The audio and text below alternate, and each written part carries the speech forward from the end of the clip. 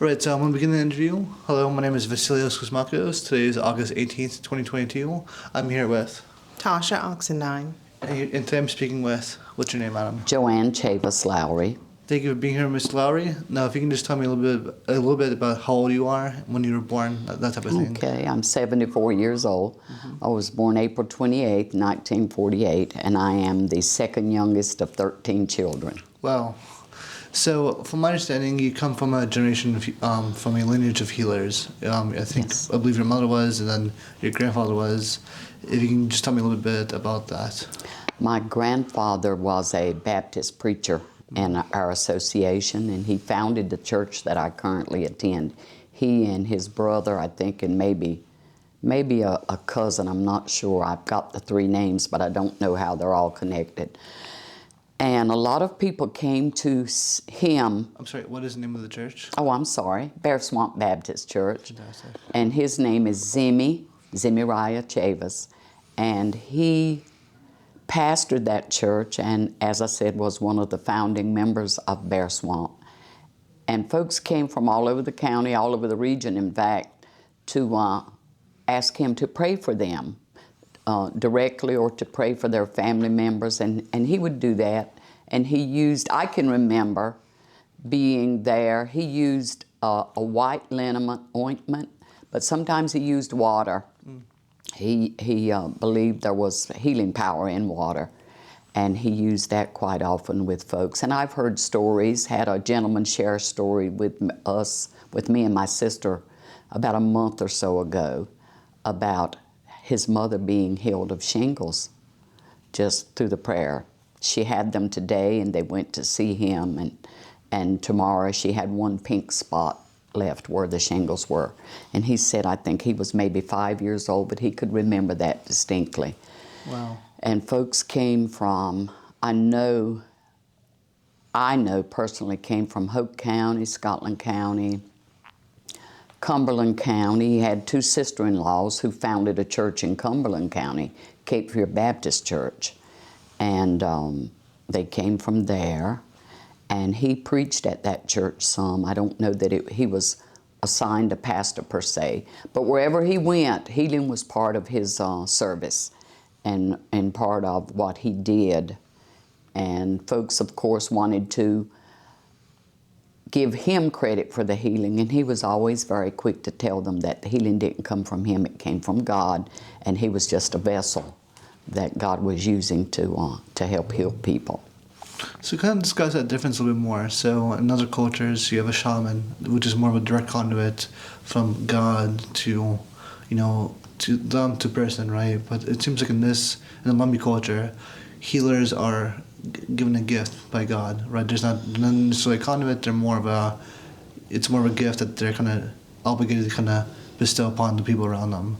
So would you mind kind of explaining what it means to be a healer within the Lumbee context? In my grandfather's instance,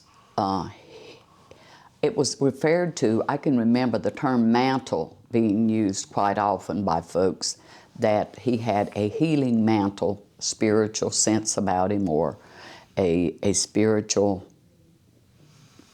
part of him. I mean, we all have a spiritual part, but for him, that healing mantle could be passed on to another generation. And he never said, again, like I said, I was second last in my family, so I didn't get as much conversation with him as my older brothers and sisters did. But it was passed to him. I don't know. He never said to me who it came from. I know that he came from the Sherall community in South Carolina. The Chavis is there. Some of them stayed in that area, and he migrated to this area. But I never heard him explain the source of that other than saying the healing was from God. And he was a very humble man, a very calm man, but I always called him a holy man.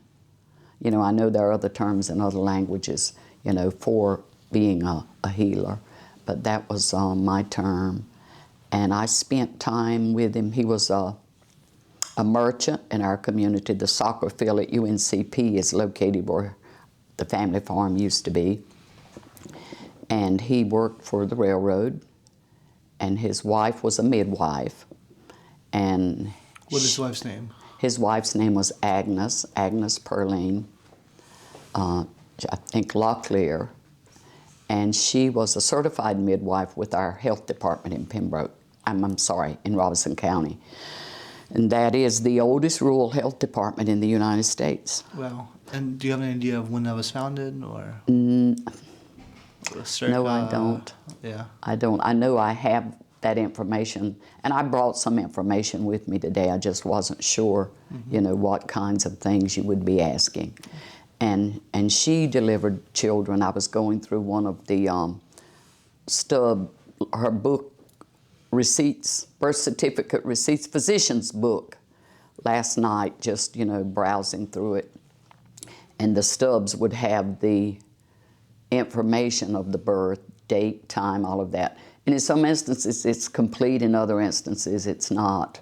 But she would, she delivered babies to colored families, is the term that she has written in the book, and to Indian families. I never saw any white families or recognized any names that were white. And she did that, and then his was the preaching and traveling to churches, North Carolina, South Carolina, Georgia, and then within our region, he traveled to Cumberland County and to different counties. So it seems to be almost like a family of medicinal-esque people, right? Oh, yes, uh-huh. Yeah. And would you know a little bit about who his father was or who his grandfather was? Do you know any of that information? Yes, I've got, I think, 7, 8 generations if I can get my, Yeah, by all means. if I can get my telephone. I should have all this stuff printed out.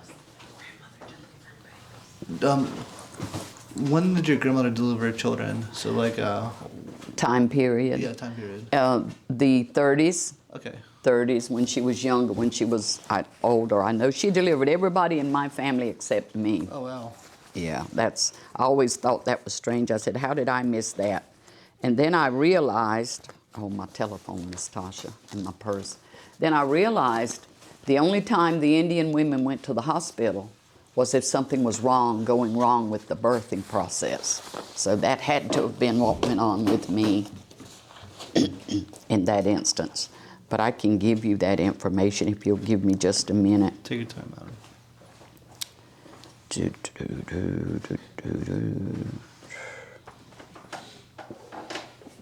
These were my uncle's papers, and it always amazes me.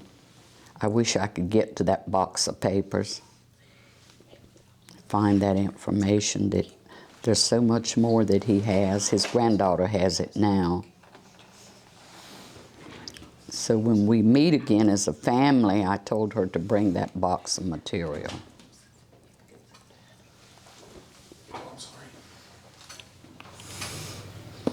Come on, Joanne, where is Becky? There's my Becky. His ancestry, his family tree, Uncle Jim's interview. Let me see the family tree and see if this is the one that it's on. My grandfather was Zemi Chavis. His father was Preston Chavis. Preston's father was Hugh Chavis. Hugh's father was John Chavis. And John Chavis's father is Ishmael Chavis. Wow, So I can go back as far as Ishmael. And there are other families who have further back to the that's 1768 when he was married. But that far back I can do that. I mean, it's pretty significant. It's roughly, 250 years worth of history, you know, so, I mean, obviously a radically different time. Would you know anything about those people, the specific individuals you mentioned? So Ishmael, right, the oldest, was he, do you know what tribe he was associated with, you know, any information like that? Now, I can tell you what my daddy always said. By all means. And that we were Suan. Suan. Yeah, and my uncle was the secretary of that organization, the Suan tribe, and of course my uncle was more of an activist than my father was, but that's what I forever said I was. And then, you know, somebody else gives us a name and somebody else gives us a name, that kind of thing. But my grandfather's document, let me find it. Yeah, from my understanding, the people that now refer to themselves as the Lumbee have kind of gone through a bunch of different names: Croatan, Cherokee. I'm missing a third one here. I think Siouan, right? And then, now as of 1954, the Lumbee. So it's a really dynamic culture of kind of influx of different kind of groups. The Alcuin, the Siouan, etc. And my grandfather said he was Sherall. Sherall. From South Carolina, and I thought I had a copy of that document on this information, but I can't find it. But it tells he goes back to his parents, and there were like 3 brothers, and they went in different directions and settled. But I thought I had it on here, but I don't. No problem. But now circling back to your grandfather, he was known as a walking preacher, correct? Yes, And would you mind discussing kind of what that means? So why was that significant? Okay, my grandfather didn't drive. They didn't have a vehicle. I don't know why he didn't have a vehicle. They certainly could have afforded one. But he didn't drive, and his wife didn't drive either. And he walked to whatever church he was serving, or someone, in the later years, someone would always come in and pick him up and take him to church. I know when he pastored at Mount Olive in the Saddle Tree community, someone would take him there. He pastored at Deep Branch Church, which is just a short distance from here. He would walk to that church. One of the ladies in town would be at her father's store. She told me this story. On Sunday morning, getting a drink. Her father had a gas station and a service of some sort.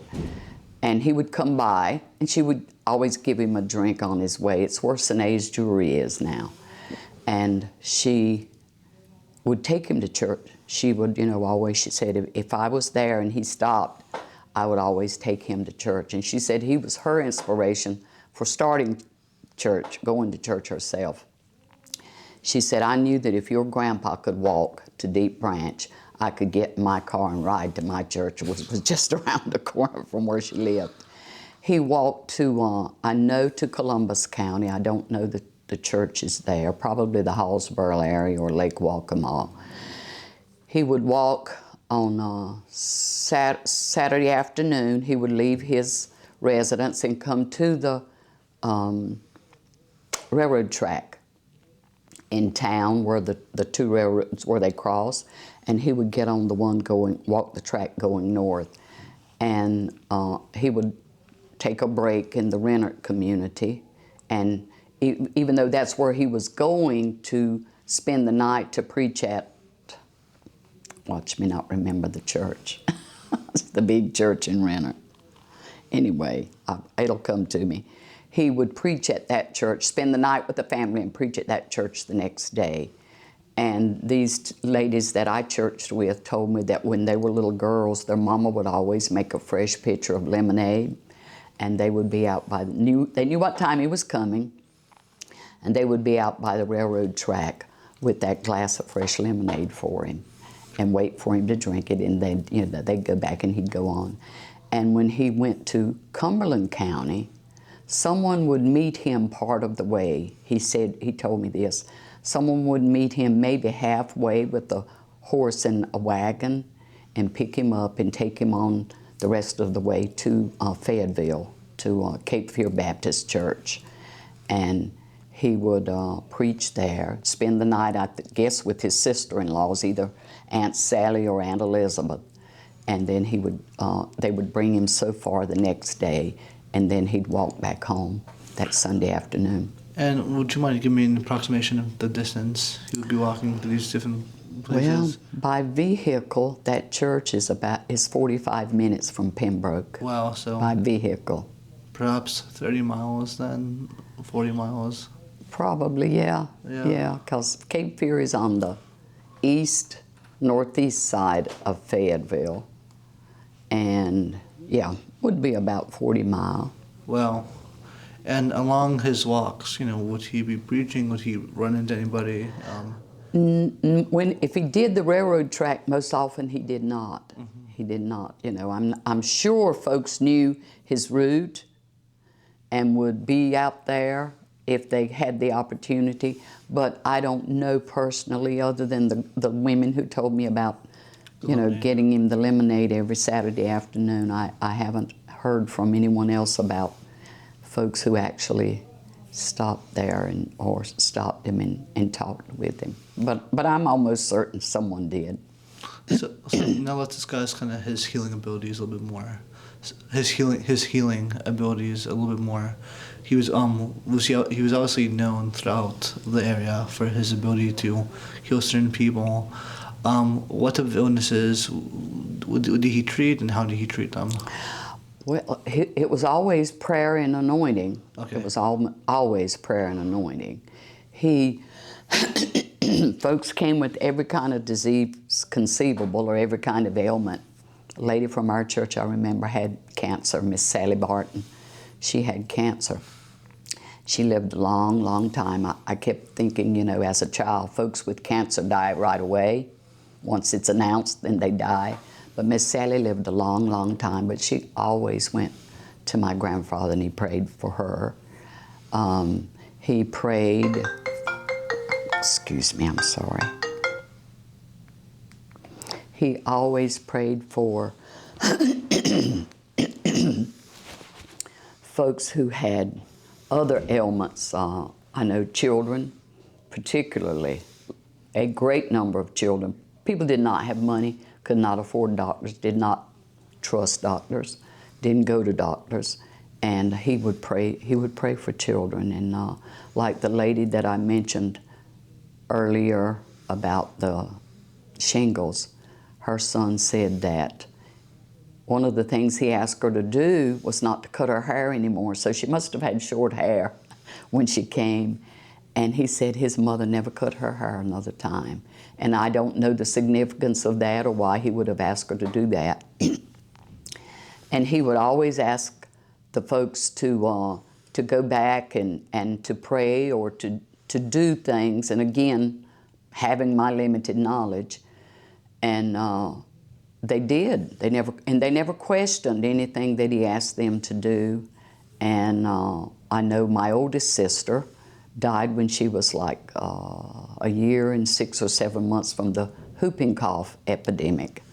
And a lot of children had that, and he prayed for a lot of children with I call them childhood diseases. And I know with the incidence of cancer, the one lady in Hope County, and then Miss Sally from our church.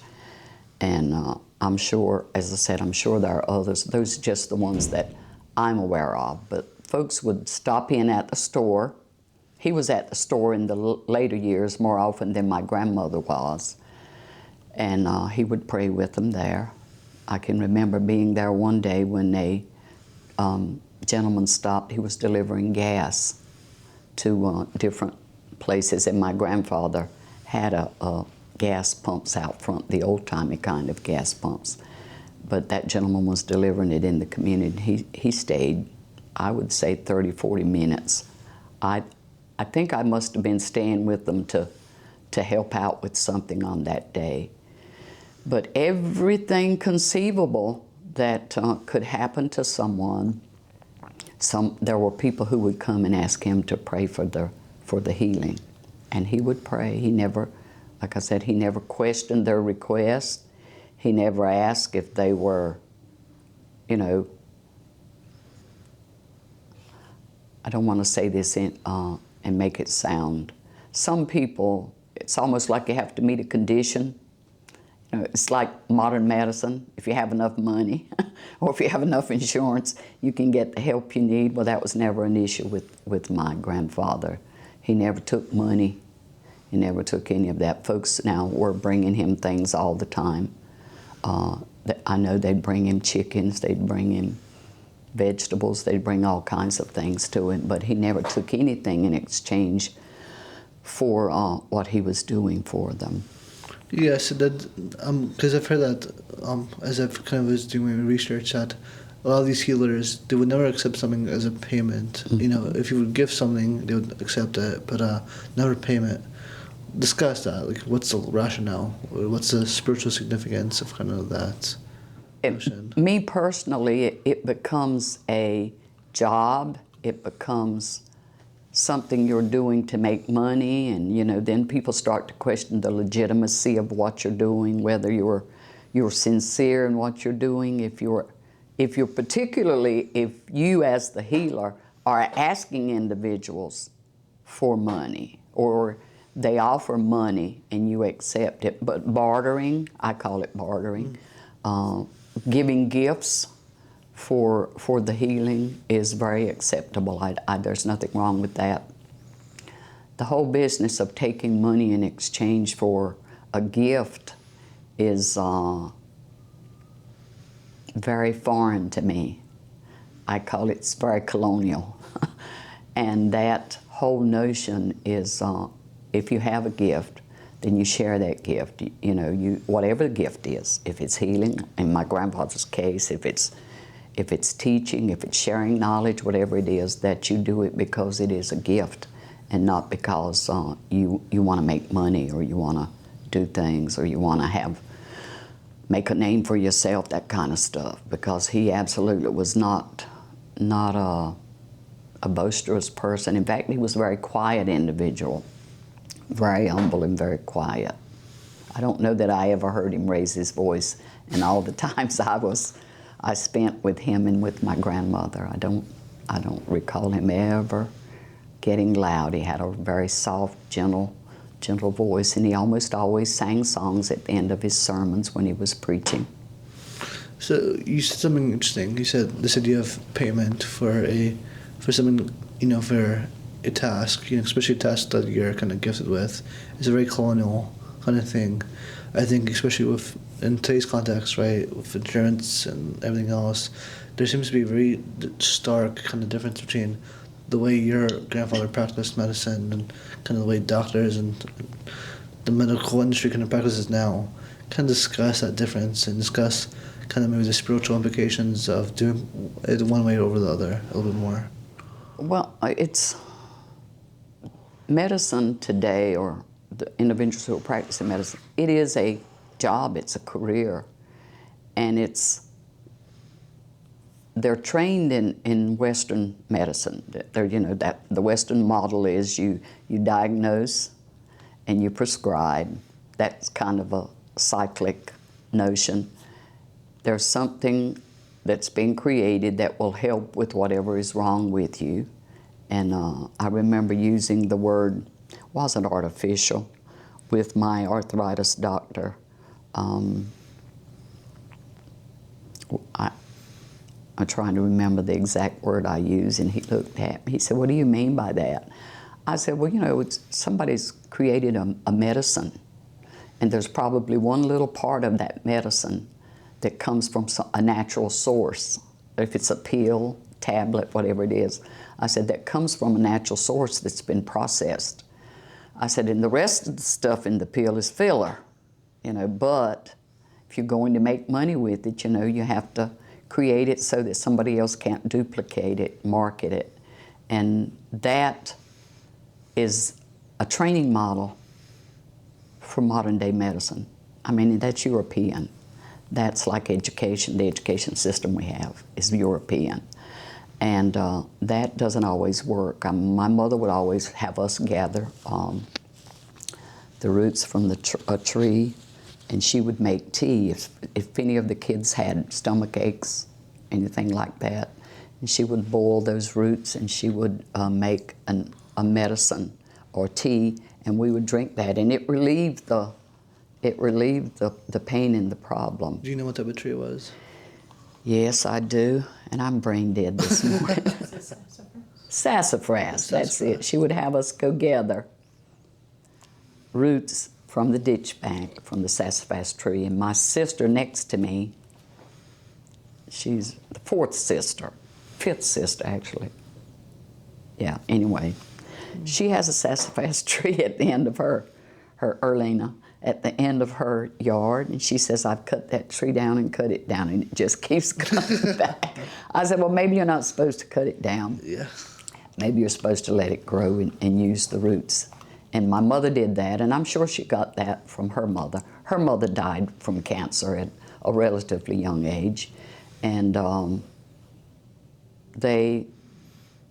my mama would talk about these teas and things, but I never, again, being the youngest one, I never asked her a lot of questions about, you know, what she was putting in them. I know with the sassafras, it just wasn't a good tasting tea, and she'd put just a little bit of sugar to cut the sharpness of it, but it was effective, it worked. And again, not having money to go to the doctors who are trained, you know, in the medical model that's what we use today, they created their own.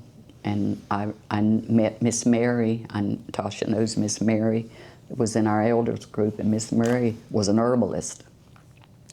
She knew every kind of root and what purpose it would serve, and every kind of leaf and what purpose it would serve. And that I guess became my own inspiration for how I treat my arthritis. I have really severe arthritis, and I do one little prescription pill, and when I go to my doctor, first time I went, she was amazed because I switched doctors, or my doctor died.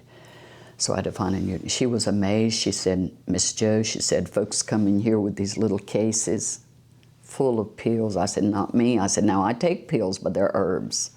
I says, and I do research on those pills, and if I could get it naturally, I would get it naturally. And she said it was amazing at the age that I was. I think I was 72 when I started seeing her, that I didn't have any more prescription pills than I had. I said, well, I don't want anything, not even an aspirin, if I don't have to take it, if there's something out there that I can get that works naturally. So the type of herbs you utilize for your arthritis, are these local herbs, you know? Oh no, I wish I could get them locally.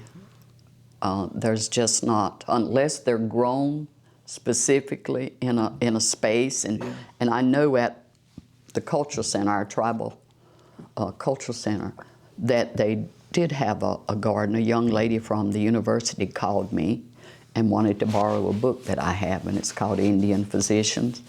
And I let her borrow it. She teaches there in the biology department, I think. They were doing a project with herbs and different kinds of things that they were growing there at the cultural center.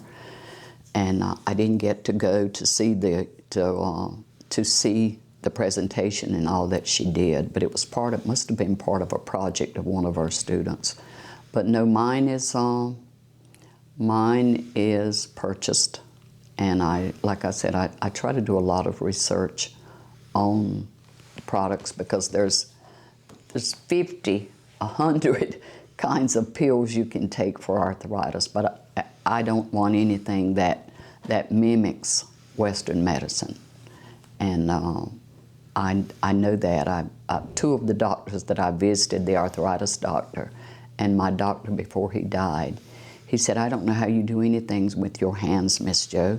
He said, you have no cartilage, you have no cushion in this part of your hand. And I said, well, it hurts, but the more I use it, the easier it is for me to do things. But I take those herbs. I took them before I came this morning. I take them every morning, and they keep me going. If I didn't take them, and I do this periodically to test myself, I'll go without them for 2 weeks, and I reach a point where I literally cannot get out of a chair. And I just do that to make sure that it's working, absolutely. And then I get back on them, and I do well. So you mentioned that your mother used sassafras. Mm-hmm. Do you remember any other kind of specific herbs that she used? I know the 4 big ones within the Lumbee context are cedar, tobacco, sage, and sweetgrass. Are you familiar with Yeah, that? I'm familiar with them. Now, I tried the cedar.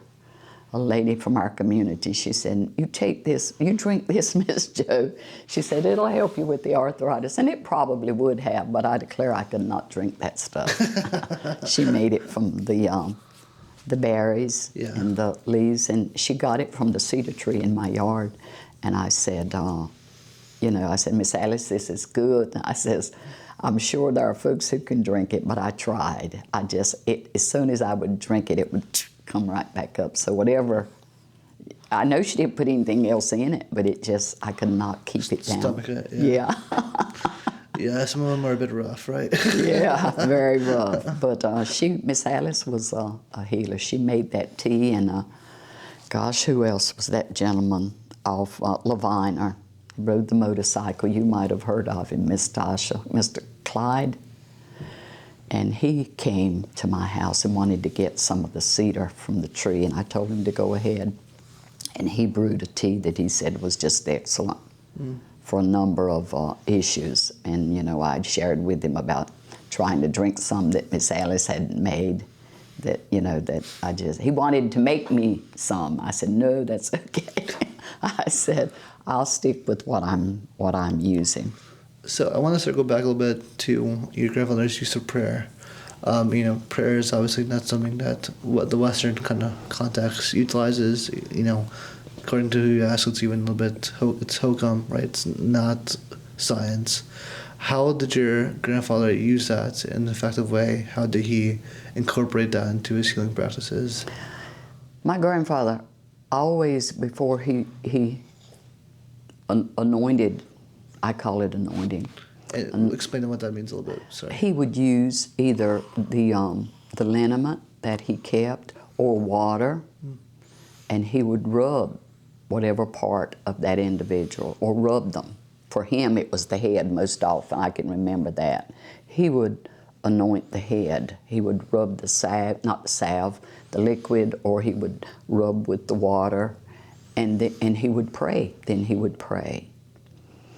And for him, the healing came. He said the water, the liniment was a symbol, something for them to see, but the healing came through the prayer, and that's the kind of faith that he had. And I know he would not have practiced that had he not believed, you know, that what he was doing was a good thing. And I call it laying on of hands, which is anointing. Same thing. And we do that. We do that in our church. We still do that. When someone wants to be anointed, then they come to the front of our church. We have 2 benches, and the pastor anoints them, or one of the deacons anoint them. And then they pray, and he touches, whoever's doing the anointing touches each of the individuals, and then the prayer goes up. And we've had folks who will tell you that they have been healed of whatever that disease is, or whatever that ailment is. And from my own experience, I keep a bottle of oil that's been prayed over, and I can't carry it with me all the time. What type of oil is it? What type of oil? It's just I think mine's just a cooking oil. Okay. Our pastor's is an olive oil. And I was in a meeting with some folks end of June, and the lady there had a bottle. Hers was tea tree oil, and folks asked to be anointed, and the pastor at that gathering anointed them and prayed. And it was always a combination of the anointing and the praying.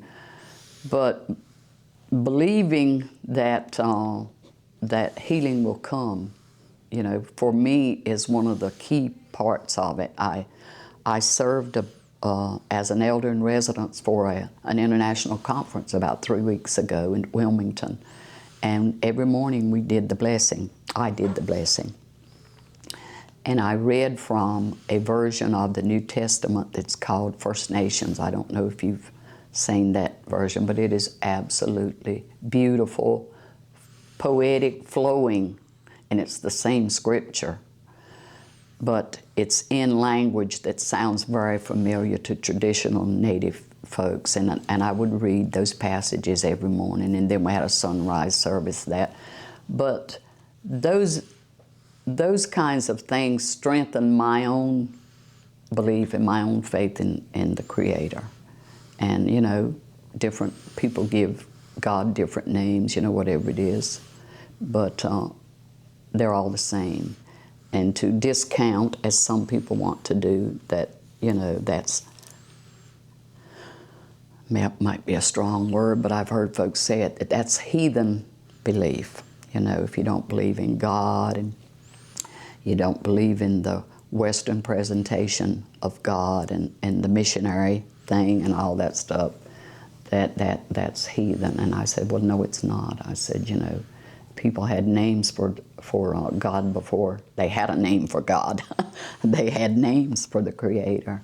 And that kind of faith comes, for me, is traditional.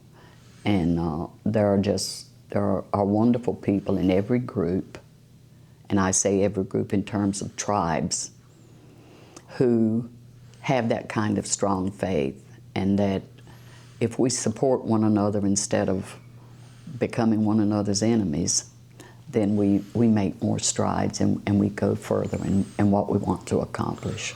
You just mentioned this Western concept of God juxtaposed to kind of, you know, more traditional notion of the Creator.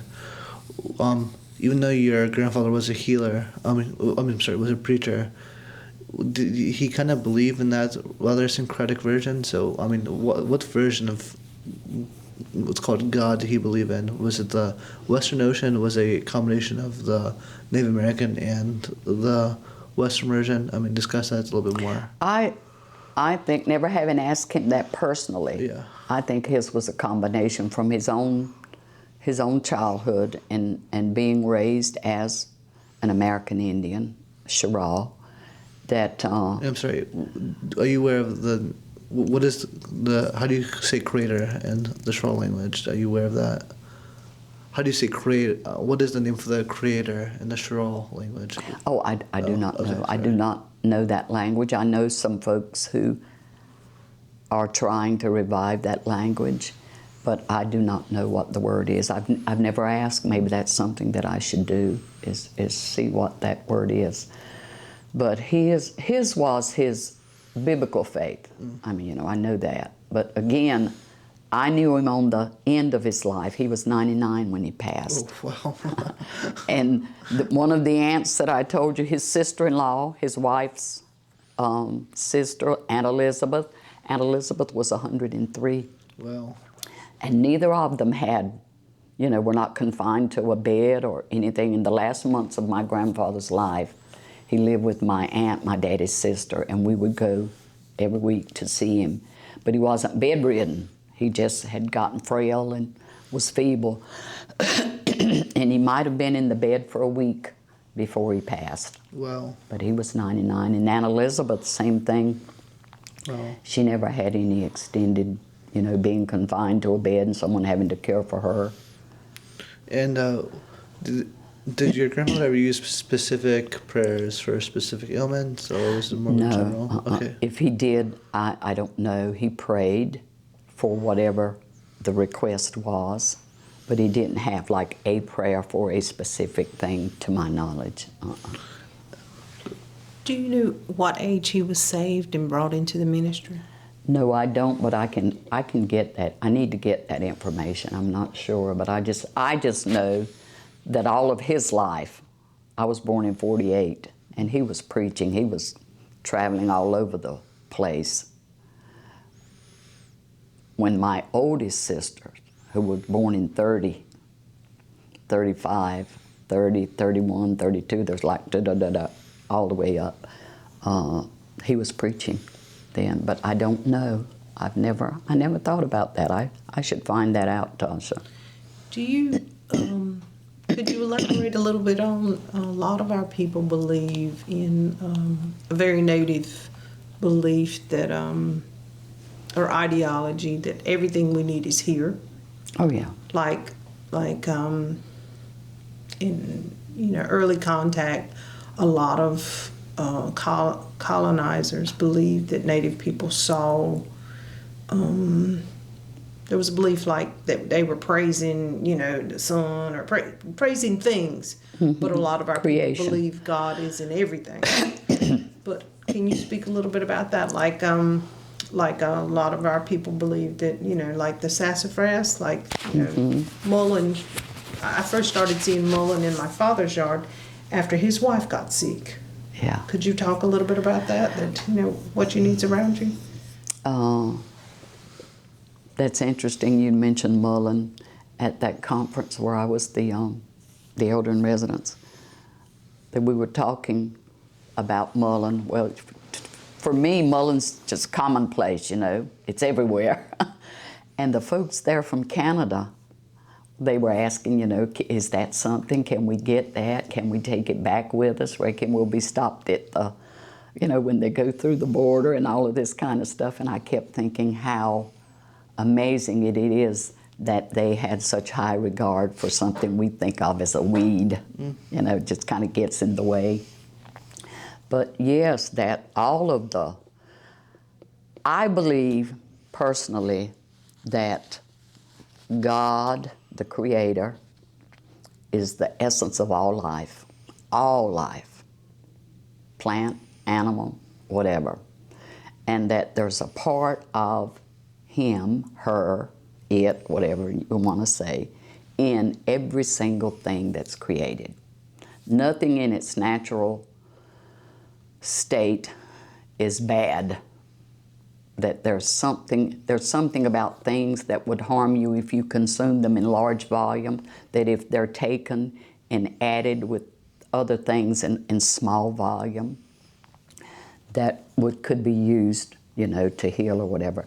But that's what I believe, that he, and I say he, because that's, you know, what I've always heard. I don't know that there's even a gender issue when it comes to God, that it's, I just know that if I'm reading a book that Western civilization has written, transcribed, published, there's always going to be a he and not a she, you know, not in terms of superiority, that whole concept. But all the plants. I know that a friend of mine I was in college with, her mother used to walk her ditch banks like Miss Mary would do, and Miss Mary would grow the lamb's ear. I don't know if you've seen lamb's ear, or you probably know what it is. Is it lamb's ear or lamb's quarters? Is it lamb's quarters or lamb's ear? It's a weed, right? That has like flowers on it. Has the big leaf. Yeah, it has like little white flowers, I think. Yeah. Okay, yeah. Well, that's what I always heard it called, lamb's ear, Okay, and it may just be that I was listening to someone who didn't have the correct name. But the swelling, you know, you boil it and wrap the ankles and the swelling goes away. Wrap the leg, the swelling goes away. See, I grew up knowing that about that plant, and I just wish I had paid more attention to a number of the others that people talked about, and that they would gather and would use and make teas and make, you know, dry it and make herbs and things to for people to use. So discuss a little bit more about this indigenous conception of the Creator. You mentioned that, you know, in Western conception, he's masculine, right? It's love, he. But for a very long time, you know, even in the West, you had this idea of sacred feminine, sacred masculine kind of coexisting. And that seems to be a very important part of indigenous culture, this idea that both female and male components are important. Discuss that kind of part a little bit more. Well, for me, it's not a foreign concept. Yeah. That women would be at that same level. I mean, I know from my little bit of knowledge that, and a lady shared this in a meeting one time. She said when the Europeans came and they'd say, she was using her words, "Take me to your leader," they'd bring a woman every time. You know, they'd go and they'd bring the woman, you know, and said, no, take us to your leader.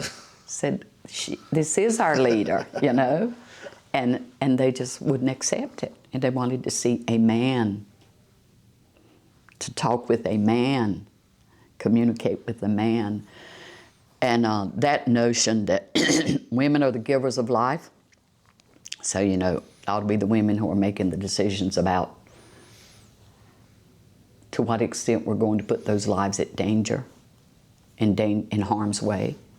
I believe that, you know, not having had any of that traditional training and teaching, that's a sacred thing. Giving life is a sacred thing, and that the people who give life need to be the ones who are making decisions about life and not. This young man said to me, and not a group of old white men.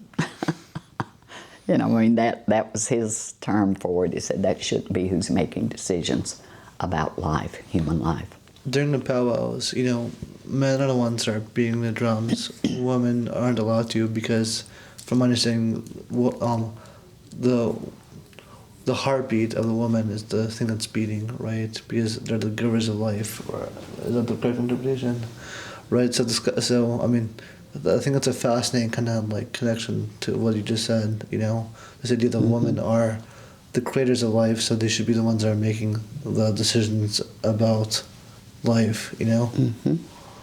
If we go to war, why aren't women making the decision whether we go to war? Because they're going to be sending their sons and daughters. Husbands. That's right. Brothers. I remember my daddy, you know, politics in our county can get messy sometimes. And I remember when talking with Charlie Rose a number of times, and he said, you get your master's degree in other counties, he said, but you get your PhD in politics when you come to Robeson County. And that whole notion that you vote die hard a certain way, well, I remember when President Eisenhower said he would bring the troops home if he were elected president. It's the only time in my daddy's life he ever voted Republican, because he had 3 sons in the military, and he wanted the 2 in Korea to come home, and so they did. Those three sons, your brothers, they served in Korea. But you said 2 of them came home. Did one pass away? Oh, no, he wasn't. He was on a ship. He was in the Navy. Oh, got it. Okay. But he came too. Okay, got it. Yeah, you know, the whole business of making that decision about how you support a political issue or any other issue, it was based on the welfare of his children. You know, it wasn't political. It was the welfare of his children, and he made that decision. And I just think we ought to have more of those kind of decisions too. I mean, that's me. You know, politics are what they are. But if you're not going to be concerned about the health and the welfare of everybody, then, you know, you don't want to do like one president said. And this for me is I call it ignorance. You know, you're ignorant if you don't know something. You're stupid if you know it and you keep on doing the opposite. That's my difference in being ignorant and stupid. And so I just call him stupid. That all the Indians, when he was trying to make decisions about who was going to serve in the Department of Interior, that all the Indians need to be moved out west where the rest are. You know, and I'm thinking, this man's crazy. Does he not know anything about the East Coast? Does he not know anything about the history? And then I decided, I said, yeah, he does. He's just stupid. You know, he's past ignorant. He's stupid. He knows better. He's just not going to do better. And that became an issue for one young man. He just really got upset. And I said, you don't have to worry about that. I said, you know, we'll pray about it. And it never happened, which I knew it wouldn't happen. But to say things like that out loud, that the only Indians in the United States are the Indians in the western part of the country, showed me his lack of knowledge of where he existed himself, you know, where he lived on the East Coast, and only seeing Indians as a threat to his business. I listened to an interview that he did, and he kept, you know, saying they're not real Indians. The people that he didn't want to progress to his same level, and he said it over and over, but have you seen them? They're not real Indians. And I kept thinking, I wonder what he thinks a real Indian looks like. That has very little to do with physical features. But that's always been interesting for me, and the notion that if you're going to have a standard for someone, you know, to be measured by, that one of the standards, and Tasha knows from the production that we did this summer, that one of the tests for you being an Indian was whether a pencil would fall out of your hair or not. If you put the pencil, and they actually did this stuff. They came and they put the pencil in the hair, and if you shook your head and the pencil fell out, you were an Indian. And these tests were going on around what time period? That would have been in the 30s. I brought one of the books that was given to me, the Perriman Report, and it talks, well, that had to do with creating a farm, a settlement for the Robeson County Indians. See, I tell you, we've had all kinds of names. Robeson County Indians. That's the one I was missing. That's where we were at, yes. We did an interview yesterday. Oh, good. And they, you know, there's that whole notion. But with the determining with the pencil test, and a brother and a sister, I know this from the Brookses, we talk about the Brookses that stay across the river. A brother and a sister, one was an Indian and one was not, had the same mother and the same father because of that test. You know, that's crazy. Yeah. That's crazy. And that's the kind of simplicity and ignorance that I was making reference to, that if you are going to do that to people, you make up a bunch of rules to define who is Indian and who is not. Then you can put what you want in it if you control the rules, you know, and that's what happened. And there were just lots and lots of those crazy rules and crazy tests that they gave. But that to me was the craziest one, was the pencil test. And then there was others about, I've looked through those pictures of the profiles and the different things, and I knew a number of the people in those groups and all, but I don't know, it gets nuts. But I don't know that my grandfather and my grandmother, my father's mother, and Zemi and Agnes were ever political in any sense. That I just remember one of the lawyers in our county made a comment about my grandmother's will, about how she must have been an intelligent woman. Must have been, like she shouldn't have been, but she was an intelligent woman because of the complexity of the will and all the stuff that she had. But you know, it was surprising to him. And even in the interviews, there were two women who were landowners that were interviewed, and the rest of them were men. Well, that, to me, that's a whole colonial notion. My mother's mother was a landowner during that same time. I'm sorry, the time period being roughly? That report was done in 1935. Yeah, I mean, as you're speaking about all this, you know, it kind of really looks kind of a darker period, you know, I think the world is in, right? Because oh, yeah. the eugenics movement started in the United States, you know, which influenced the Nazism in Europe at the time, 1930s, that's when Hitler rose to power, and it's, you know, I would venture to say that, you know, this kind of ideology was definitely connected to some degree. I mean, so it's interesting to learn how all this was kind of connected, you know, and how close to home a lot of this stuff was. Oh, yeah. And I mean, 1930s, I mean, that was 90 years ago, not too long. Mm-hmm. He lived with the probably one of the wealthier landowners in our community, and my brother-in-law was his grandson, and he raised my brother-in-law after my brother-in-law's daddy died. But it's interesting to me. You were talking about the four plants, Cedar, yeah. cedar. The graveyard that my grandmother's buried in, my mama's mother, had cedar trees everywhere.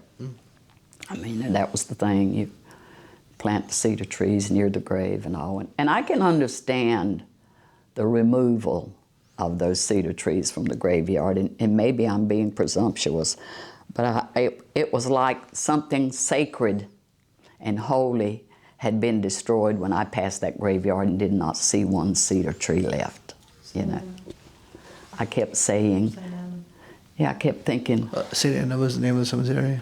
St. Anna. St. Anna. St. Anna, yeah, that they in the cedar trees, and they were just, that was part of, you know, for them to pass over to the other life, and then they were all gone. From my understanding, you know, a cedar tree, you know, there's a couple of different parts that are important. So first and foremost, from a cedar tree doesn't really rot, right? Because it has like antibacterial properties.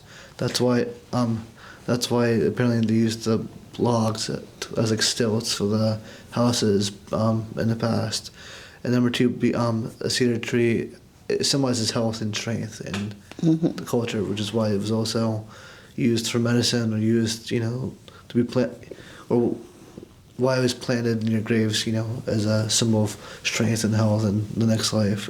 Is that the correct interpretation? Yeah, that's part of what I understood, that it was to help them in their passage and as a representation. But and I know there are things that happen, you know, I know graves collapse, I know all of that kind of stuff, but I just couldn't imagine cutting every single one of them down.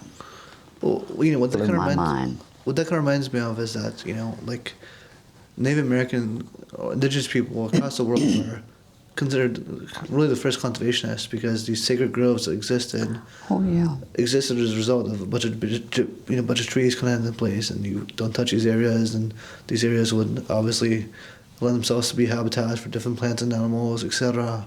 So there to me seems, again, another one of those disconnects between the Western and the indigenous mindsets of cutting things down or not allowing these things to exist, you know, and there's a consequence as a result of that, you know.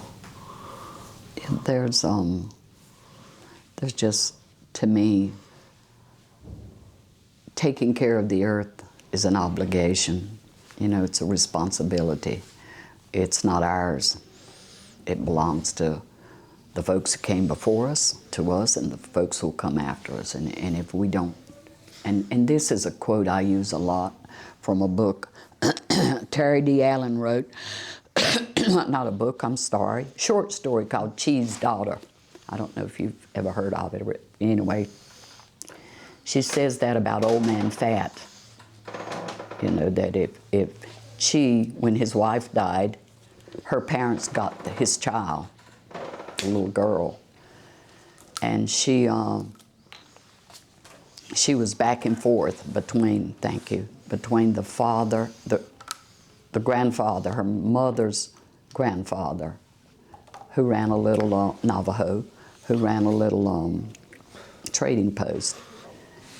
And the one thing she knew that he could get his daughter back was to show them very politely and very quietly how to grow food. And Old Man Fat didn't grow food. And it's another one of those stories where I heard the cliche about the only fat Navajo you'll see is a lazy Navajo, and I kept saying that's a nutty expression. But that was the point in the story. He wasn't willing to plant a garden and have food and all, but he would take whatever anybody brought him. So that's what she did, and he planted, and he carried the food to him. And in the end, he got his daughter back because he took care of the earth. And that's the lesson that, for me, came from that story. If you take care of the earth will take care of you. But if you don't, then yeah, we'll go up in flames. The whole earth will go up in flames one day because we're not taking care of it. Was this mindset, or were these principles ever explicitly kind of discussed in your family, kind of growing up? Oh yeah, taking care of the earth. The whole business with poisons, you had to have poisons to deal with crops. My father was a sharecropper. And those poisons, they'll destroy the land if they stay there long enough, you know, and they were serious enough that they caused health issues and a lot of things that at the time people were not aware of, did not know, were not told, you know, the dangers of some of that stuff. But yeah, if you take care of the land, we always had. The only thing my father had to buy that I remember that we bought, truly and honestly had to buy, was flour. He didn't grow wheat, but the cornmeal, we took the cornmeal to Mr. Ernest Lowery's, and it was ground there, and raised our own pork, chicken, beef. Mom always had a garden, no matter how much other crops had to be planted, she always had a garden. And she always put the manure from the horse and the mules in the garden. Didn't do that I can recall. Maybe she did fertilizer, I don't know. But I don't ever remember us putting anything in that garden but that manure. And it was a whole notion of using what we have. And she fertilized the garden, always had plenty from our garden for us to eat. But when I read Chee's Daughter, I thought of my mama. I said, that is exactly what Mama did, made sure that there was enough of, you know, what she could grow and what she couldn't grow. She bought like apples well, she had an apple tree on her farm at her mother's house, so we got apples from that. But like peaches, we didn't have peaches. But, you know, certainly if she thought she could have grown them, she would have. But that's the lesson I learned. If you take care of the earth will take care of you. And the earth took care of Chi, and he got his daughter back. So, you know, those are lessons that I think we need to go back to from time to time. Absolutely. And if you can just if you can just elaborate a little bit more about that land ethic you just discussed. That kind of natural ethic, you know, that what you were just saying about taking care of the land.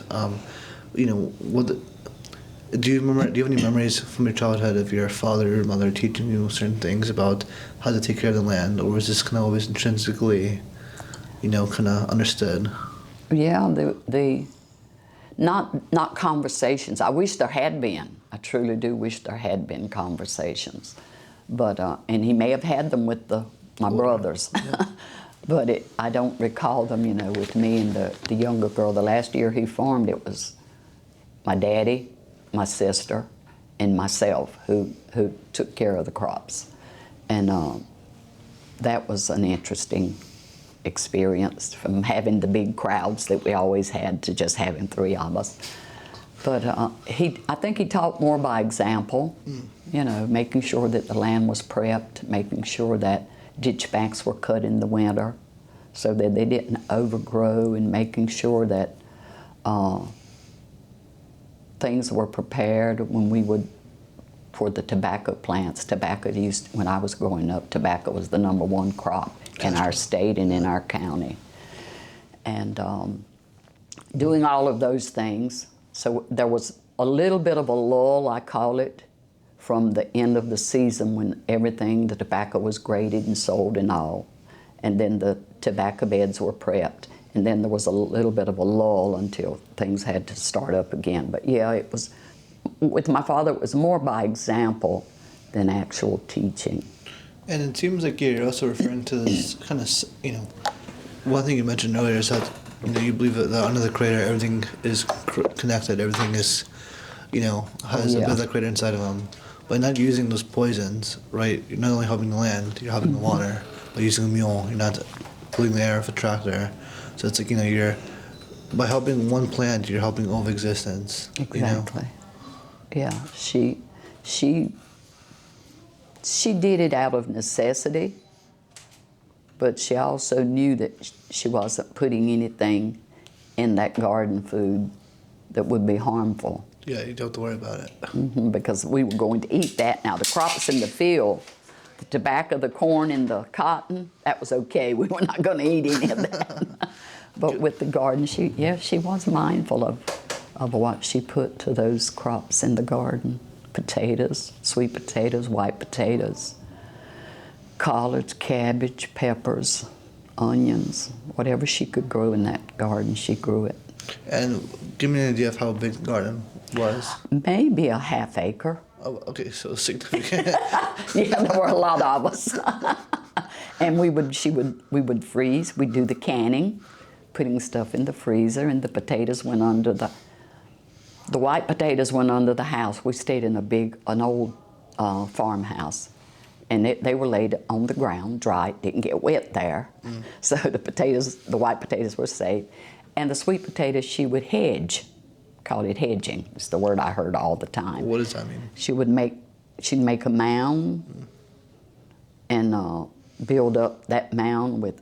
I'm trying to remember what the support base was for the mound, if it was limbs out of trees or whatever, but it was like a round mound, and then she'd put straw in the bottom. She'd put all the sweet potatoes in that hedge, in that mound.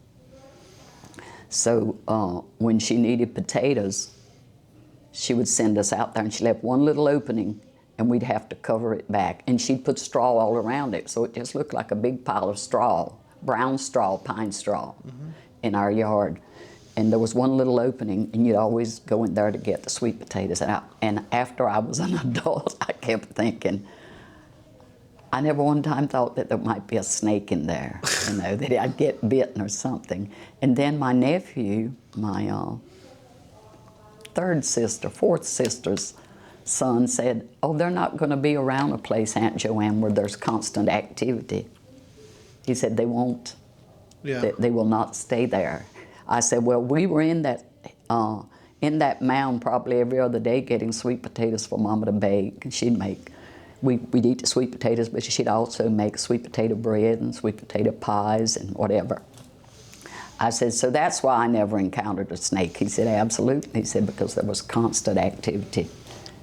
And the mound was used to preserve the sweet potatoes? Yeah, till the very last. Yeah, and because, as you're speaking, I'm trying to figure out the science behind that, right? So I guess... It was cold dirt. Yeah, Dirt she'd put so much straw, maybe not this wide even, maybe 4 foot by 4 foot, depending on how many sweet potatoes she had too. And then she'd take the sweet potatoes that were left in the summer, and she'd bed them and use them to grow her plants for the next cycle. Wow. So it was a constant recycling. Aeration. Aeration and cold dirt. Yeah. I have a question, Dr. Joe. Coming from a community that's one of the poorest communities in the state, and knowing, how hard it is to be a woman, blah, blah, blah. How empowering was it for you in such a rural community and being a native woman to have your grandmother be a midwife, technically a medical doctor? Yeah, she was a certified midwife. We have a lot of them who were just delivering babies, but she was certified. How did that change your worldview? I know that Dr. Joanne, is one of a number of educators in our community. How did that change your worldview to inspire you to change your community? Well, for me, it was having a role model. I mean, I didn't know my other grandmother. She died from cancer, breast cancer, long before I was born. But this grandmother died when I was 17, because I can remember I got my driver's license. She passed that night, and I took Mama with me. Mama was with her, staying with her. But she was, like I said, she was a merchant. She was a farmer. See, because my grandfather was gone so much with the church and stuff, and she was a midwife. All those early years, she was a midwife. She was delivering babies everywhere. So, and I think, I wonder who was taking her. If someone from the family came to get her, because some of those times were in the middle of the night, and I know she wasn't traveling on a horse and a wagon. But yeah, having her as a role model. And my mama's mother, even though I don't have as much information about her, she was a landowner, and she never lost her land. She never lost her land. But my mama, one of the lines, have you seen the play, right, Miss Tasha? Did you see? One of the lines from the play that we did about our lives, group of women, is that my mama left school in the 2nd grade, and that's 7 years old. to become a washerwoman along with her mama for the white families in our town. And I learned about 3 weeks ago that another lady from our church, she was, I think, shy a few days of being 99 when she passed, Miss Ethel Rebels. Miss Ethel left school in the 2nd grade and was a washerwoman with her mama for the white families in town. And I'm thinking, 7 years old and they're washing clothes by hand. And what the 7-year-old's doing now, playing games and none of that kind of stuff. But having those two women as role models, you know, both of them farmers, both of them landowners, both of them being able to keep their land when so many of our people were losing it because they couldn't pay tax. You know, that kind of thing. I've heard my husband say his grandfather bought his mama's land because she didn't have $11 to pay tax, and he had the $11, and he paid the tax, and she gave him the land. Well. And that, you know, that happened all the time. Someone would come along, and it was, and here's the thing about it, they were always the white folks that they owed the money to. You know, and they'd take it. It wouldn't even allow them to make arrangements, you know, to pay a little bit along. They just, you know, scooped the land right up from them. But yeah, she was a role model for me, and my sister has one of her medical bags, and my cousin that passed a few months ago had the other medical bag. And I've got a picture of her and her sister-in-law, Lula Jean, and 2 other women in their white aprons and white caps. They delivered babies everywhere, all over the county. Have you met some of the people that did people ever say your grandma delivered them? No, I have not.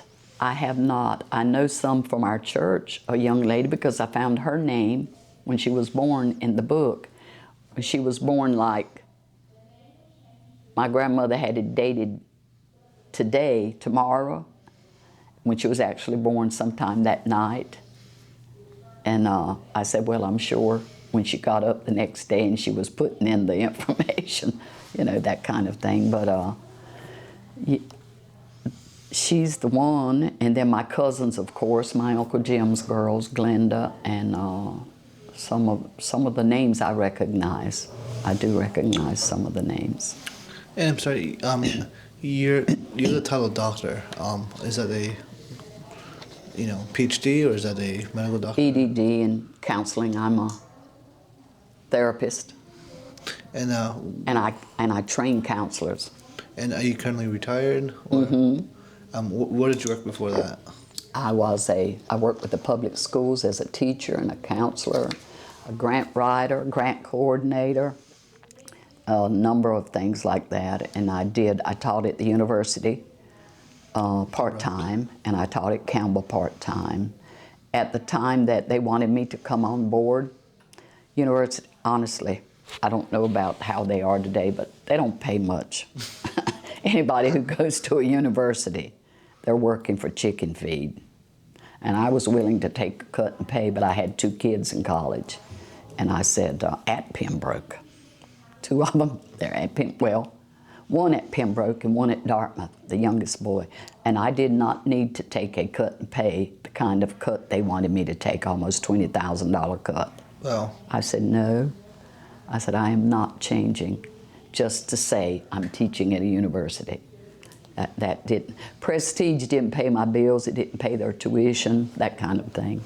What did you get, tell me where you got your bachelor's, your master's? Oh, I got my bachelor's at Pembroke. It was Pembroke State. It was Pembroke State College. When I finished, it was Pembroke State University.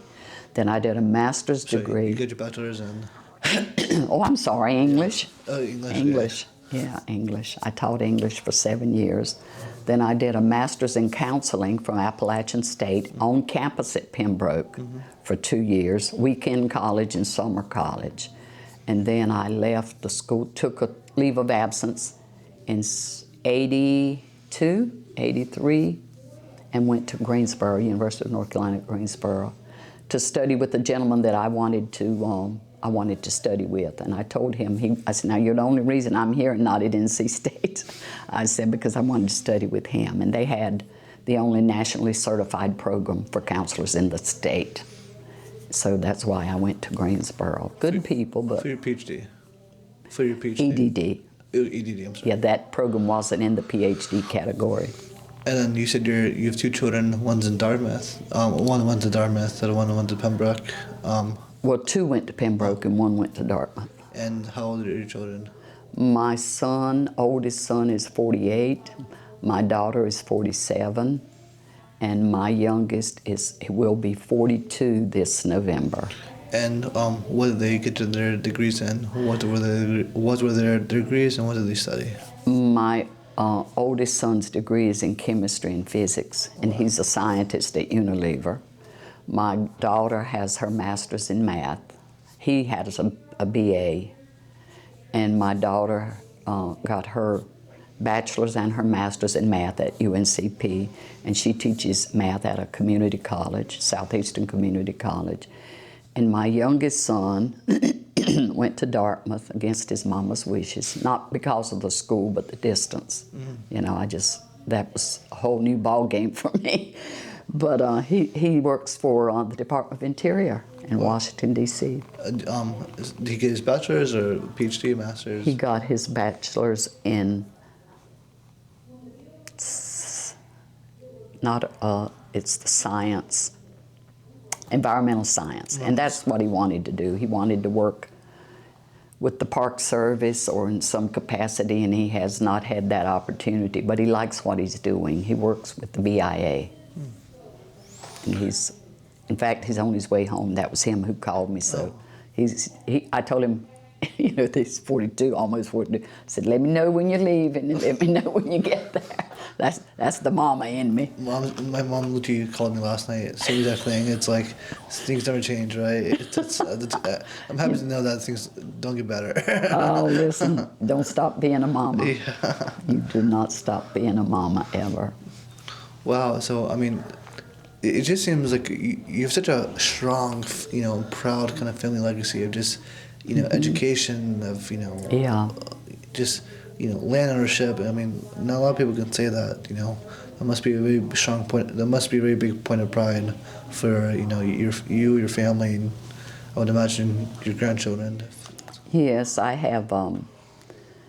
One of the things that I'm most proud of is the history of education on my father's side. Now, on my mother's side, like I said, she left school when she was 7 years old, not because she wanted to, but because she had to. And that's how my grandmother, her mother, kept her land. You know, she farmed, she had the crops, but it was never a lot of money.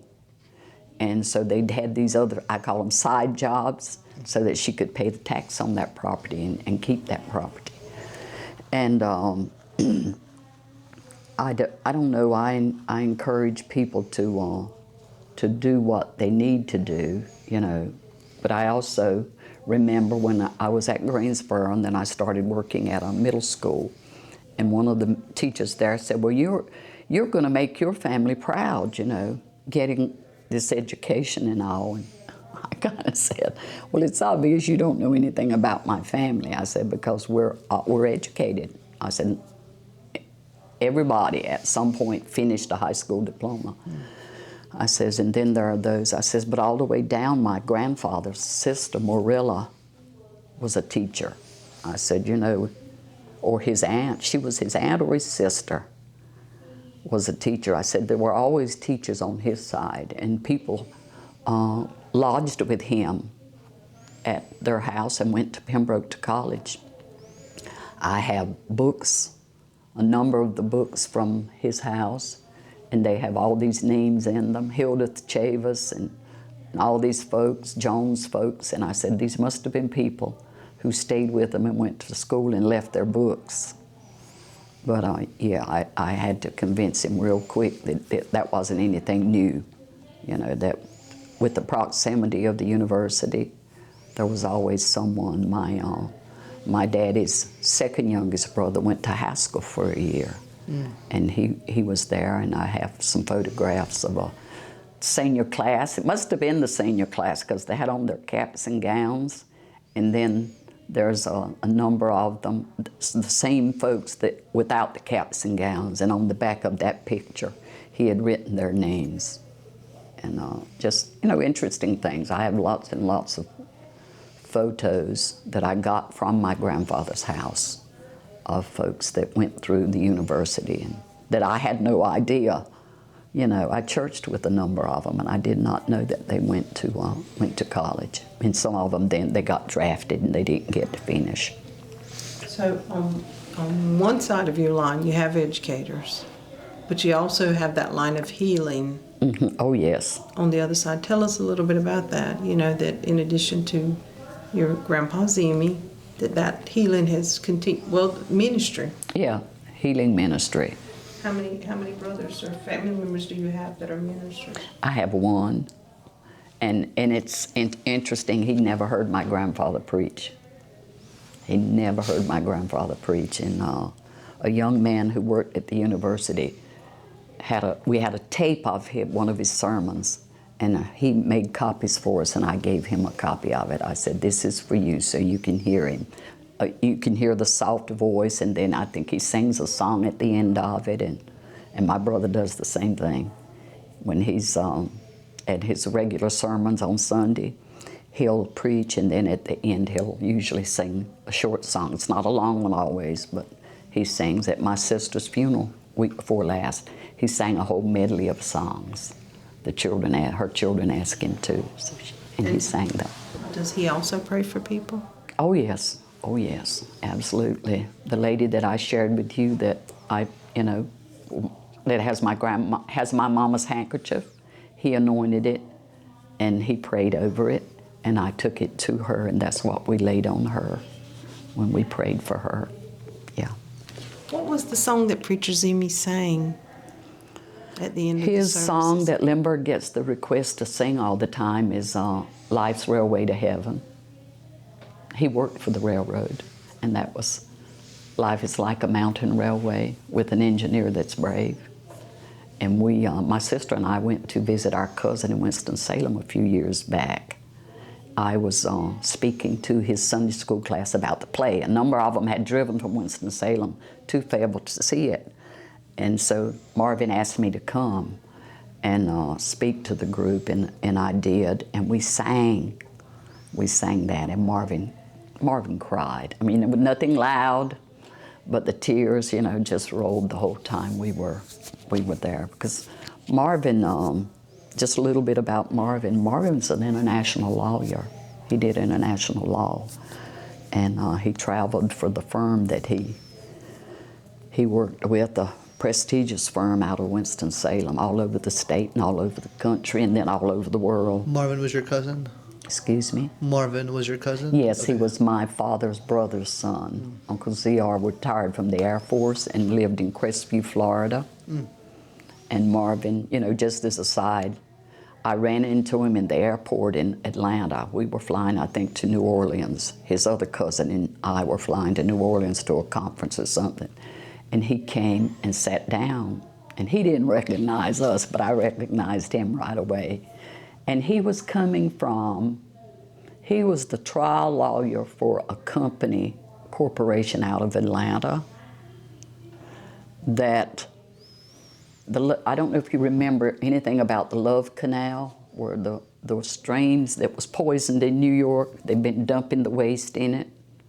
Well, anyway, Marvin was that company's lawyer. And he said, Joe, we asked him where he had been, and he told us. He said, I'd never been in court in my life accompanied by men with guns. He said they were on each side of me and one in front. And why was that? Because the people were so angry with that company for polluting and poisoning their drinking water source that they were afraid that somebody would try to kill him. And he said, that was a whole new experience for me. He said, and I don't think I ever want to do that again. But he went, I think he said 2 or 3 times he had to go, back and forth. He said, and each time he was accompanied by armed guards. Wow. And I told him, I said, you need to write about this story, Marvin. You need to write that whole experience down. But yeah, he's He's a good fella, but he could remember helping his grandfather on his mama's side in the Roland area come in the summers and work, and then come in to visit Grandpap. We called them Grandpap and Granny, or my father's parents, Zimmy and Agnes. A couple more things. I know you're getting kind of tired, and this is kind No, of no, long. no. I don't want to keep you all longer than you need to. You talked about a couple things we'd like to hit on and not forget is, what are some things that you hope that will carry on in our tribe? You've been an educator, and you've seen children. You know what's happening in the school system.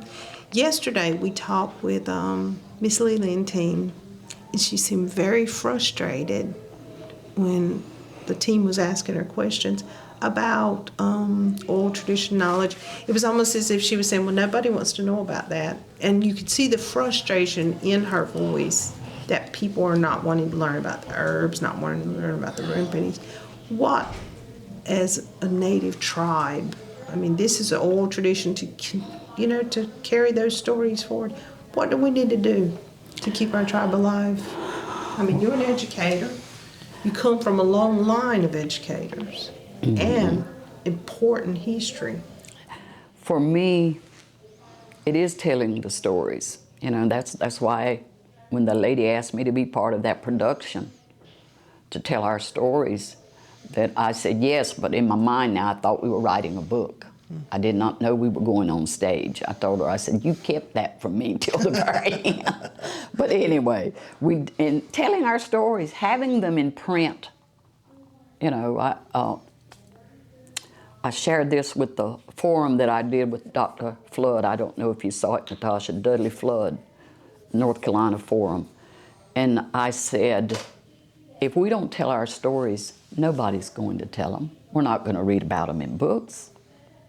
I said, the people publishing the books are going to put what they want in the books, the stories they want. And for a long time, the notion in print was there aren't any Indians anymore. They're all dead. Well, if you're not seen, if you're not written about, if people don't know about it, then you are dead. So, you can kill us with bullets, or you can kill us with pieces of paper. And that's happened too so much with pieces of paper. You got to fill out this, you got to fill out that, you got to have this. And having those stories, this, what you're doing here, having the books, Melinda Mainer's books, Dr. Jacobs's books, book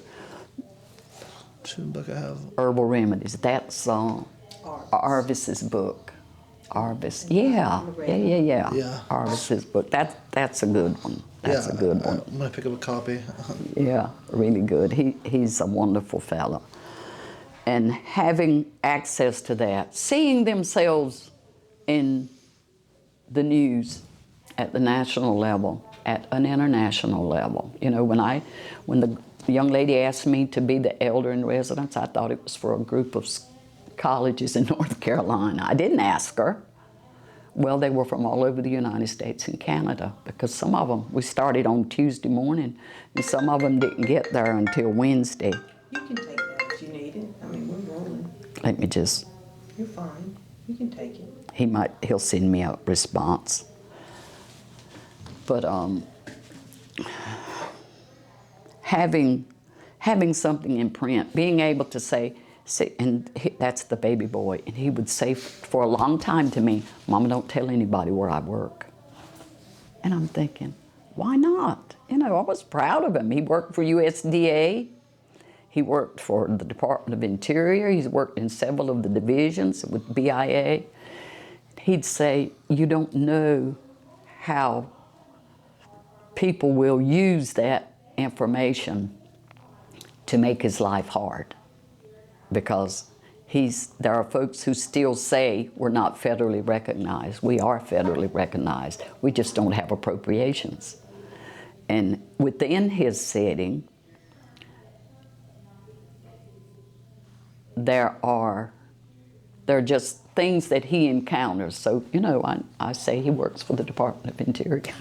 You know, I just say that all the time. And I know this is being recorded, and he'll whip me for saying this. I mean, if anything, representation within that context needs to happen more, not less. I mean, I would argue that a lot of the, problems that are that exist within that context are directly a result of not having more of those voices in that room. Exactly. And that's my thing, that every time I'm asked to go somewhere and share a story, I'll do it in a minute. I mean, when Dr. Symphony asked me to do that thing, like I said, I thought it was a small group of colleges in North Carolina. And then I realized how broad the message, would be. And that's my thing, getting our stories out there, giving them role models. The appointment of A.C. Locklear to that health board, and my husband said, "Joe, who is he?" I said, "I can tell you're not from Robeson County." I said, "This is Mr. Anthony and Miss Terry's son." I don't know what his degree and stuff is in, but wonderful. That level of exposure or knowing that. So I try to protect, that for Steve, that he's still very, very protective of folks knowing that he works. And he used to be the person who opened all the mail. He said there are folks in this country who'd be really upset if they knew I was opening all this mail. That goes back, decades where our people would go away and, there was always ramifications if people found out. Even if people didn't say, well, I'm Indian, people may not say, well, I'm Indian if they were working in Virginia. Just like my Uncle Kenneth, when he went away. People may not, he didn't have to say he was Indian. They knew there was something different about him. And they'd turn him away from housing. Yeah, oh yeah. So, you didn't have to put on a war bonnet. People would know. Another thing before you go, you talked about your hands and having issues with your hands. But even so, you made hundreds. How many masks did you make for other tribes and people during the COVID pandemic? Tell us a little bit about that. Well, I tried for a while to keep track so that I could say, and I said, well, maybe that was too much pride, so the Lord just fixed it so I couldn't keep track. Probably, I know well over 1,000. Wow. I sent masks to Indian Health Service Hospital in Gallup. I called a young lady that I knew through my son from Dartmouth, and she said, my aunt has a little trading post right on the edge of the reservation. So I sent masks there to her to distribute, and her mama was the medical director at the hospital. Audra's mama, yeah, was the chief medical officer at the hospital in Gallup, and I sent some there. And I sent them to Tennessee, Florida, just, wherever someone said, we could use some, and I did that. And I guess I sewed for a year. This was after the play. I just sewed masks. My granddaughter helped, and we just put them in boxes and sent them out. But even though the doctor said they were surprised that you could do a lot with your hands. Oh yeah, Dr. Van Alsten, Dr. Warwick said, Joanne, when he did the x-ray, he said, how do you move your hands? I said, I do, I did that. And then when I went to see Dr. Van Alsten in Pinehurst, same thing. He put the x-ray up there. He said, you can't move your thumbs. I said, yes, I can. He said, but you have no cushion there. Doesn't it hurt? I said, it would hurt if I didn't take herbs. Yeah, I continue. That's one of the things about pain, just from my own personal knowledge, is the more I fight the pain naturally, the stronger I am. And I say that has to do with resilience. Some of it's got to be genetic. I know people will say it's not, but I think some of it's genetic. I'm from a generation of generations who had to fight to survive. Are you teaching do you take your grandbabies out? Not too long ago I came by and some of our grandbabies were out in the yard. Do you take them out and identify plants? Oh yeah, uh-huh. Yeah, I do. Those two, the other two I did. Tell us that in in a full congregation? The oldest ones are 18 and 16, my two grands from my daughter. And then I have a 4-year-old and a 9-year-old from my oldest son. But yeah, I teach them, they can tell you which plants, even the garden plants and the trees and the bushes and that kind of stuff. Yeah, I do that with them so they'll know. And I wish there were more of those kinds of healing plants along the area where I live. There probably was at one time, but where I am right now, I don't see as much, but there are cedar trees everywhere. We're surrounded by cedar trees. Well, it's fascinating because it seems like everywhere you look outside, there's something that's useful. I mean, dock fennel, oak, cedar, thistle, purslane. I mean, you name it, right? That's it's right.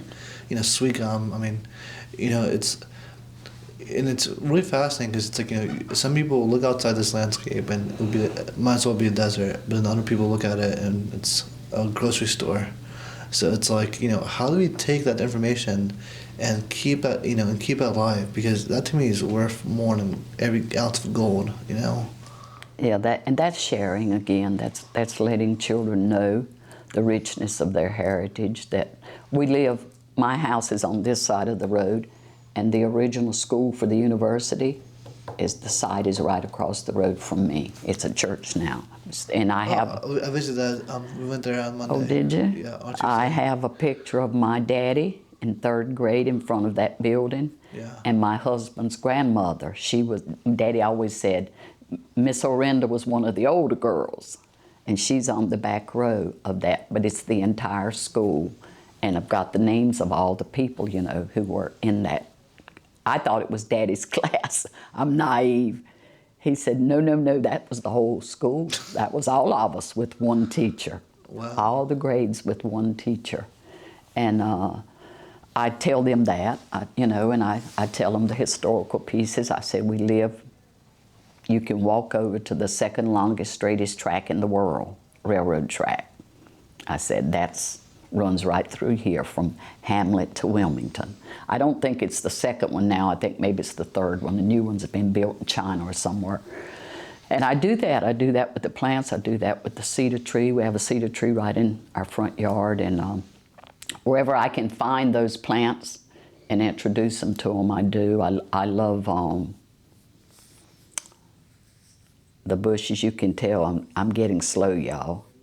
With the pretty pink flowers and the white flowers, the trees, crepe myrtles. Crepe myrtle, yeah. Crepe myrtles are everywhere. Well, in that original house that sat where Mr. Claudia Lowery's graveyard is, my aunts had crepe myrtle trees. They were they weren't widows. They just never been married. And they lived there, and they had crepe myrtles, they had cedars, they had all this. And my sister, that's in front of our church now, Erlena, she got a sprig of that original one of those, and she put it there. She planted it at her house. She said, I have that connection now. But yeah, I want to do that and just let all of them know. I'm sorry. I should have cut this thing off.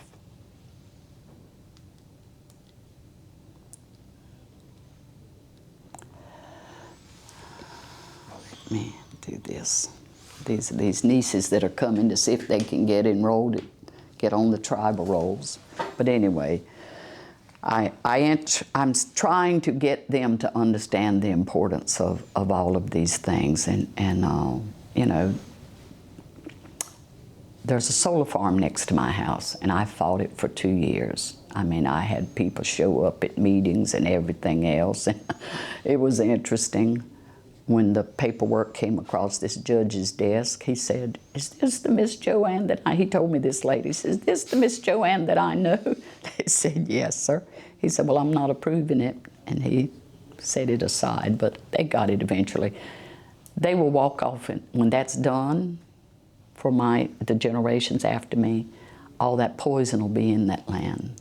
The solar farm? Solar farm. They'll tell you that it's safe, and it is a safe form of energy, but what do they do with the equipment at the end of the lease? They don't have any obligation to clean it up, to remove it. So that kind of stuff, I make them aware of that too. Yeah, that's the thing with renewable energy. There's no net zero, right? There's always waste. Yeah, Wow. absolutely. Where do you, it's like from the power plants, you know, the coal and all that stuff. Where do you put that stuff? It's got to go somewhere in somebody's land. And if Nuclear it's not here, power. it's some poor person in China or some person in Africa. It's like, but then the entire Earth is a living ecosystem, right? So it's like that's gonna make its way to us at some point in time. Yeah. You know, it's just one incredibly complex but beautiful kind of, big system of just parts that just all revolve around each other. It's breathtaking. Yeah, I think I'm reminded all the time after I hear of a lady who worked at Converse getting cancer. I'm reminded of Converse, the shoe company? Converse did the shoes. Yeah. That Oh, wow. they had the rubber mixture that they put on the shoes had cancer-causing agents in it, but of course they didn't tell any of the women. Then all of these women were suddenly dying with cancer. And when they got enough of their lawsuit together to bring it against the company, they closed the plant and moved. My mother worked there before I was born. My grandchildren's mama, her mama died. She said, Miss Jo, the doctors told her that the cancer she had was very common in China, but they didn't see it a lot here. So, I didn't make any connection. Then I asked her, I said, Jen, where did your mama work? She said she worked at Converse. I said, your mom, did she work near where they mixed the vats of stuff for the, she said, yeah. I said, that's why that cancer was like the ones in China. I said she was exposed to that stuff that they were shipping in to make the shoes with. I've never heard that. Wow. Oh, yeah. My grandfather had leukemia. Him and my mother both worked there. Well, Yes, ma'am. Wow. and just because this is interesting, when did the plant close? Do you know roughly when? Gosh, it would have been. Probably 99, 98. Yeah, right at the turn of the century. And you said your grandfather worked there, so the plant must have been in operation for what, at Oh least 30, gosh, 40 years. I tried to get a job there when I finished high school, just for the summer. Yeah. But of course, naive me had to tell them I was going to college and they wouldn't hire me. They wouldn't hire you if they weren't going to be able to keep you, Yeah. you It's know. early 60s, right? Yeah, 66. So it was And it had been there maybe 5 years. So yeah, it would have been the early 60s. Yeah, so 30, 40 years. Yep. And do you know where this plant is? Like, We moved to Mexico. no, but where it was? Although it's on big 72. It's About 8 miles from, and it's about 5 minutes from here. Actually, Yeah. go down Chicken Road. yeah, It's just 5 minutes. And that's where the new plant the governor announced is going to locate on that same property. This $17 million will create jobs. Some kind of ash. They had a picture of the chunk of ash on it. I said, well, go on and put more poison on top of that poison that's already there. I suppose that's probably going to be a Superfund site in like 10 years. Wow. Yeah, poison on top of poison. And that stuff, when it rains, it goes in the ditches. Oh, it does. It's right on. Technically, it would be just to the north of us. It's north of here. Yeah.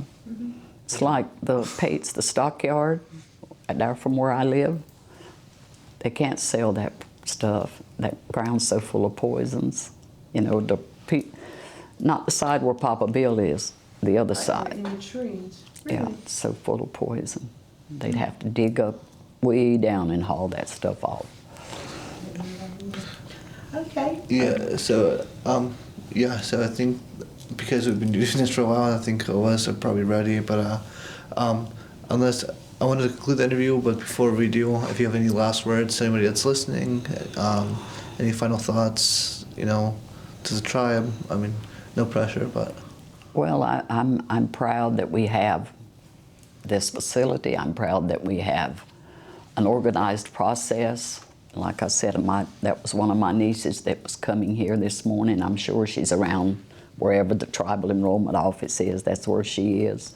That we have resources and we have leadership with integrity, and I say that over and over all the time, because sometimes there's leadership with no integrity, and they're in charge of stuff, and then there's leadership with integrity, and it doesn't matter what color you are. If you say you're going to do something, do it. You know, for me, your word's your bond. You're no better than your word. So if you make promises to people and you can't keep it, I apologize.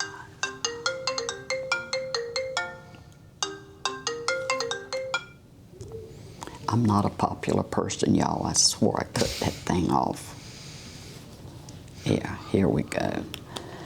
But that you do what you say you're going to do. I mean, at any level, at a micro level where it's me and you, or at, you know, a macro level where it's the government saying, we'll take care of you, we'll look after you, the tribe will look after. There are people angry with the tribe because they can't get houses that the tribe will pay for, that the tribe will maintain, that the tribe will do everything for them. Just let me live in it. You know, I've had these conversations with folks. I said, hey, that's not how it works. I said, you have to do your part, you know? You have to meet standards and that kind of thing, because, you know, if I don't change my habits of being non-resourceful, then you can give me 5 new houses and I won't take care of them. And in 2 years, I'll be back wanting another one, that kind of thing. So, you know, for the leadership in the tribe, the council members, everybody, is that we need to see that integrity in every decision that's made. Absolutely. And I think with that, I'll conclude. One more question. You said you had a family member who was in the original project with Adolph Dow. Can you tell us that? Yes. Their name? My daddy's brother, Uncle Jim, James Ellsworth Chavis. And that interview is 27 pages. I printed it off so that I could read all the detail and stuff. Yeah. Okay. Are you excited about following that same legacy? Oh yeah, yes, absolutely. Yeah, and absolutely. the team does a pretty good job kind of getting the interviews out, so this should be done in probably about a week, 2 weeks time. Oh, wonderful. Yeah, we have an amazing group of people back in Gainesville, so That's like I said, great. 2 weeks max. Great, great. Okay. And with that, I think I'll conclude the interview. I really appreciate your time and your stories. Thank you. Thank you.